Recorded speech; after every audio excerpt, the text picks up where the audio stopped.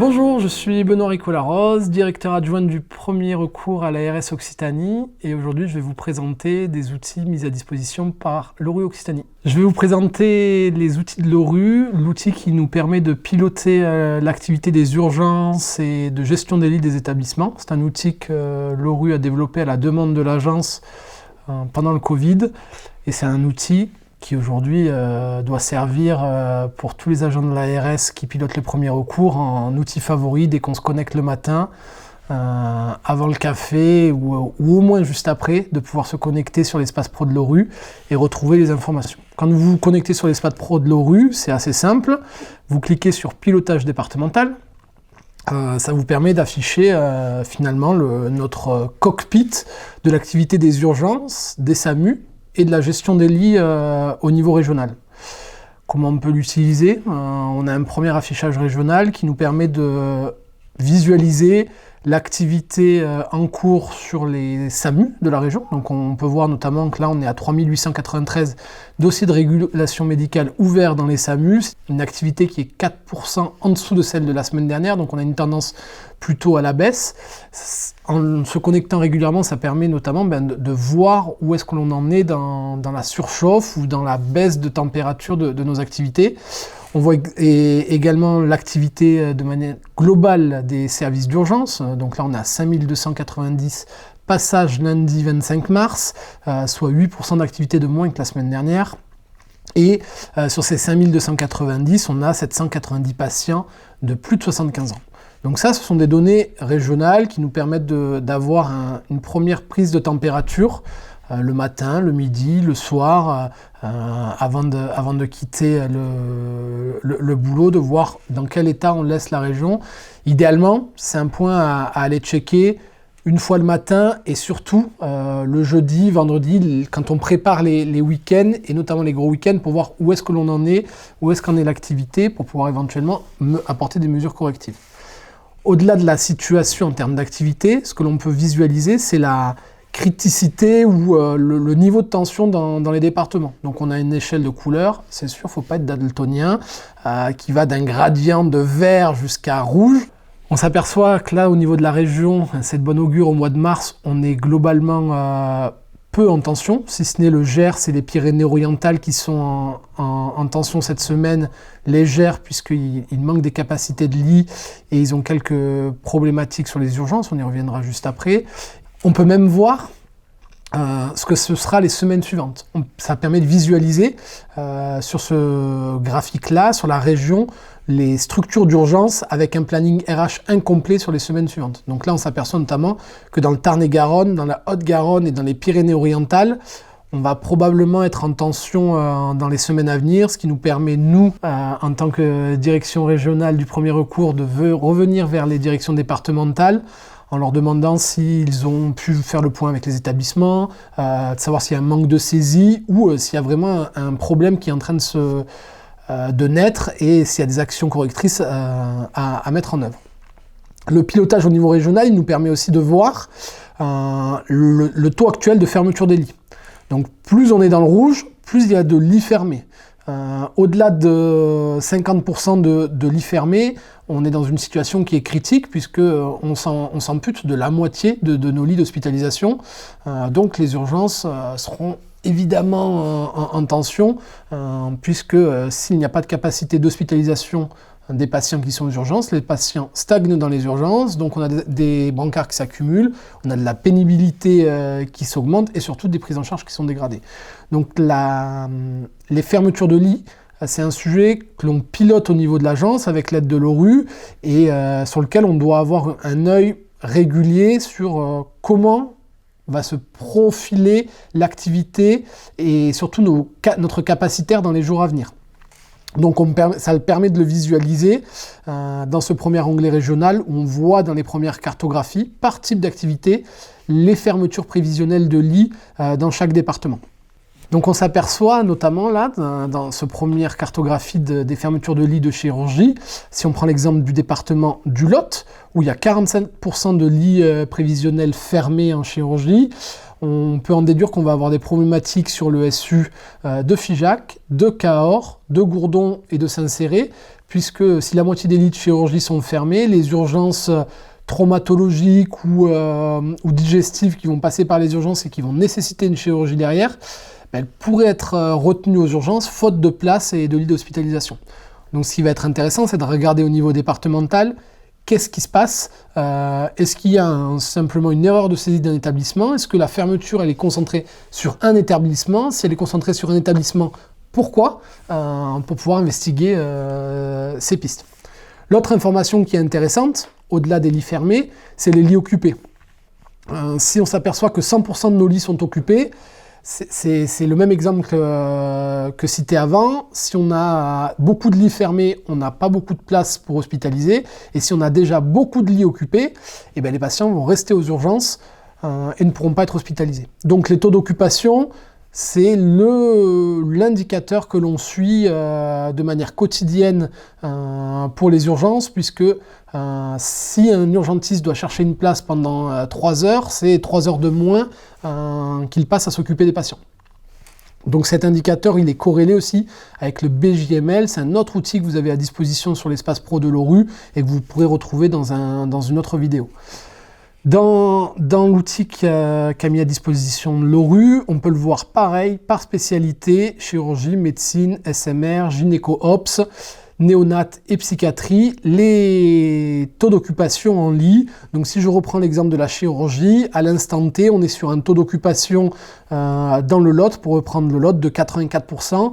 Donc on est globalement dans le vert, en dessous de 85%, on considère qu'il n'y a pas de problématique de disponibilité en lit. Entre 85 et 95%, on est dans un niveau de tension, les premiers niveaux de tension, mais à la limite, on est sur un fonctionnement normal d'un établissement, parce qu'un établissement avec trop de lits dispo, c'est un établissement qui pourrait être en difficulté derrière et avec des manques de rentabilité ou de performance. Mais au-delà de 94%, donc à partir de 95% et au-delà, 97%, on est dans un niveau de tension sur lequel on doit veiller, parce que cette tension sur les lits va se répercuter sur les urgences. Et donc, notamment, veille de week-end, à partir du jeudi, si on a une saturation des lits, on sait d'avance que le week-end va mal se passer, et notamment que l'astreinte en ARS va mal se passer. Ça, ce sont les données que l'on a au niveau régional. Elles sont complétées avec des informations sur la situation des urgences, un récapitulatif de ce qui se passe dans chacun des départements par semaine sur le fonctionnement. Chaque établissement doit indiquer quotidiennement sur le site de l'ORU comment fonctionne son service d'urgence à l'instant T dans les jours et dans les semaines à venir. Donc c'est comme ça qu'on peut identifier si une structure d'urgence elle a un fonctionnement nominal, si elle est régulée, voire même si elle est fermée. On a même l'information, un peu plus bas, sur les plannings. Est-ce qu'ils sont OK? Est-ce qu'il y a des interrogations sur le planning? Ou est-ce qu'ils sont KO? C'est-à-dire qu'il y a des trous dans le planning et donc la structure d'urgence va avoir potentiellement des heures, voire des jours entiers de fermeture et de vacances.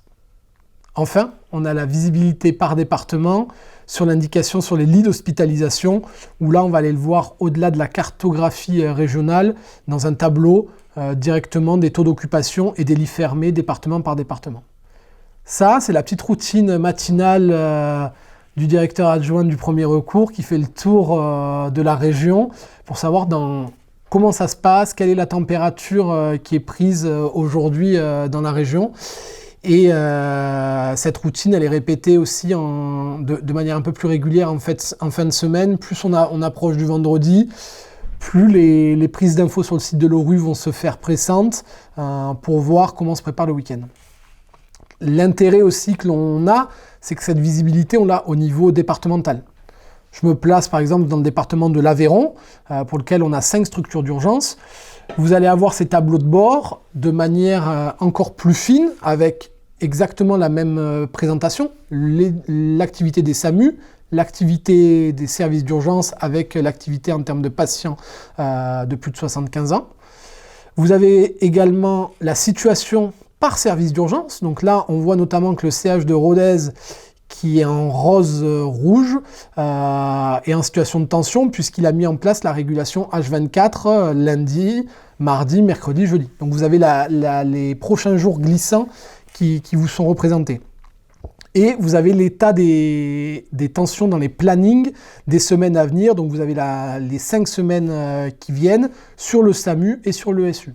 Ce que nous permet de visualiser l'outil de l'ORU, ce sont les plannings tant sur la partie médicale des structures d'urgence et du SAMU, mais aussi paramédicale. Sur le paramédical, on fait un zoom sur la fonction infirmière dans les structures d'urgence, et pour le SAMU, on fait un zoom sur les ARM. Tout ça, c'est déclaratif, c'est la déclaration faite chaque jour par les établissements, d'où l'intérêt d'animer ça départementalement pour rappeler aux établissements de saisir régulièrement leurs informations sur les plannings et le fonctionnement du SU.